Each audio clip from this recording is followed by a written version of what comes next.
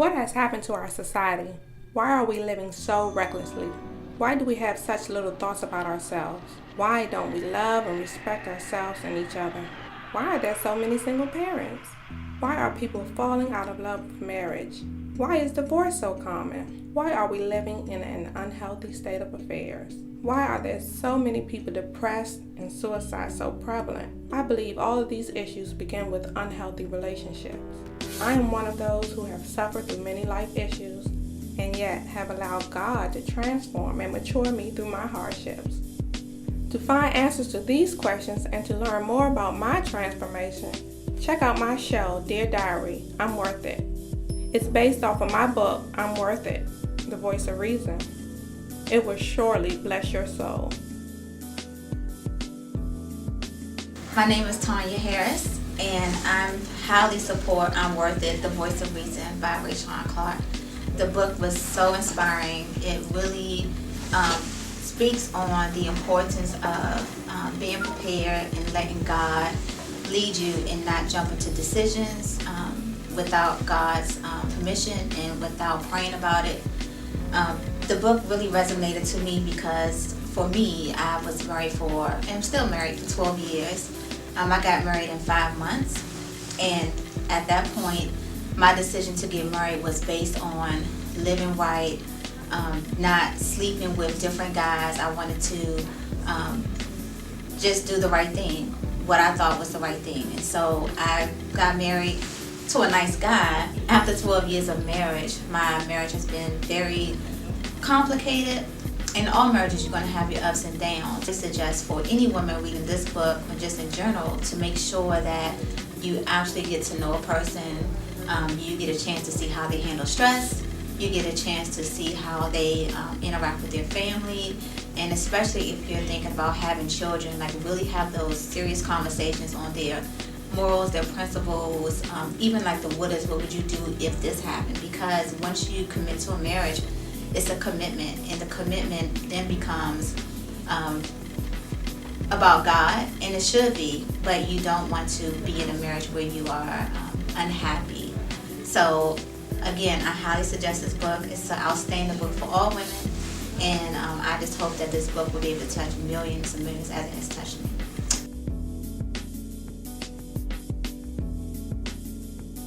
This book by RaySean Clark speaks about godly relationships, and we're here to talk about today a little bit about our relationships, or relationship as I should say, in reference to how we started off. In the beginning, we were in the world, basically just doing our own thing, no relationship with God. And then as things got rough, or should I say, things took a turn, and we started to understand that this is not the life that God would have us to live. Okay, I wanted to start by saying that my husband and I we met each other 19 years ago. We both agree on how we met. When we met, but we don't agree on how we met. His story, of course, is a lot more elaborate than my story is.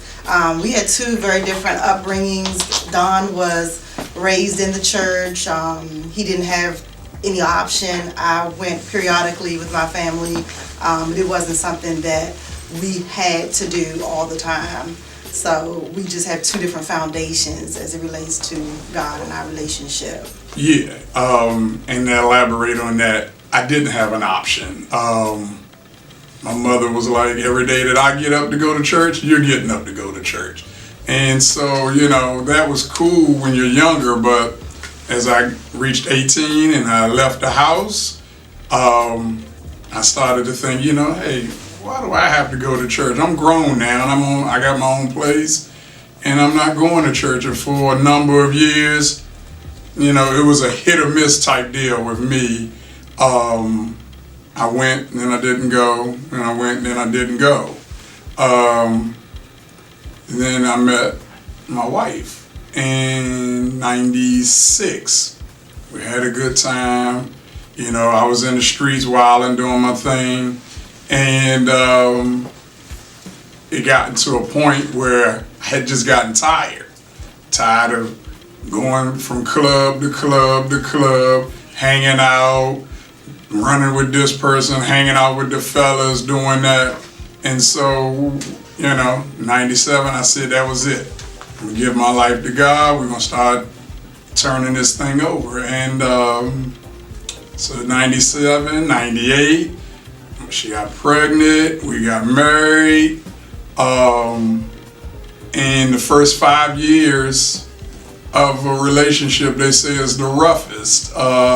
Just like a business, if your business is going to succeed, then more than likely you pass that 5-year mark. And in the beginning, I guess it's rough because you still want to do certain things that you were doing when you were boyfriend and girlfriend, or that you were doing when you were single, and it just don't work. It just doesn't work. And so you have to start giving God the glory. You have to start putting God in your life, because without him, nothing is going to work, period. So you can say, well, no, I know him. No, you really have to know him in order for this thing to work. And because marriage is not an easy task by far. Not even easy. No, and we've gone through plenty of the same obstacles that all marriages go through. In the beginning, I don't think that we handled them the way that we should have handled them before accepting God in our life. But once we did, I think that made a big change in how we handled them, because we were accountable to not just one another, but we were also accountable to God and how we handled our obstacles with one another. And so, moving forward, like she said, the first 5 years they were rough. I don't want to be with you. I don't want to be with you either. Hey, okay, we're cool this day. I don't want to be with you this day. And like you said, that's just some of the things that you're going to go through in a marriage, because these are two people that are trying to get to know one another. And you never know anybody until you live with them, period, point blank. But moving forward, as we started to put Christ in our life and understanding that, hey, we're going to church, we're reading our word, we're doing what the Lord would have us do, it made this thing get that much easier, and it gave me a new love for her. I fell in love with her even deeper then, and it just made you realize what you really have. And that's part about walking with God, the part about walking with God that you really get to see that when you start walking and doing what he has you to do, things are not as hard as they used to be. You don't stress as much as you used to, because you know his word, and he doesn't give you the sense of fear. He doesn't put that spirit in you of fear, and you're just able to make it, because through Christ strengthens me, Not to mention, you start thinking about all of the other things that come along with marriage and doing what God would have you do, because if you do what he has you do, you don't have to worry about him chastising you or punishing you.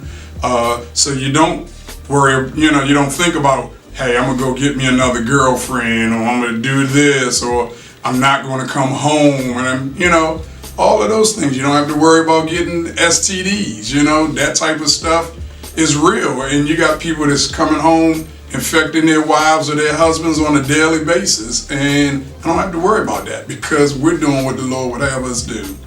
One thing I wanted to add, as far as having just a Christian partner or spouse, is a true blessing, because you have one another. The walk alone, marriage is one thing, you have your Christian walk, but I think having someone there with you that can encourage you, help you with reading your Bible, understanding your Bible, just living that life, it makes a difference. Just to have that person there with you to go through it, it makes a world of difference. And we're not actors, we are actually believers of God. This is not a promo. We're not getting paid to do this. We love Jesus. That's it, and that's all.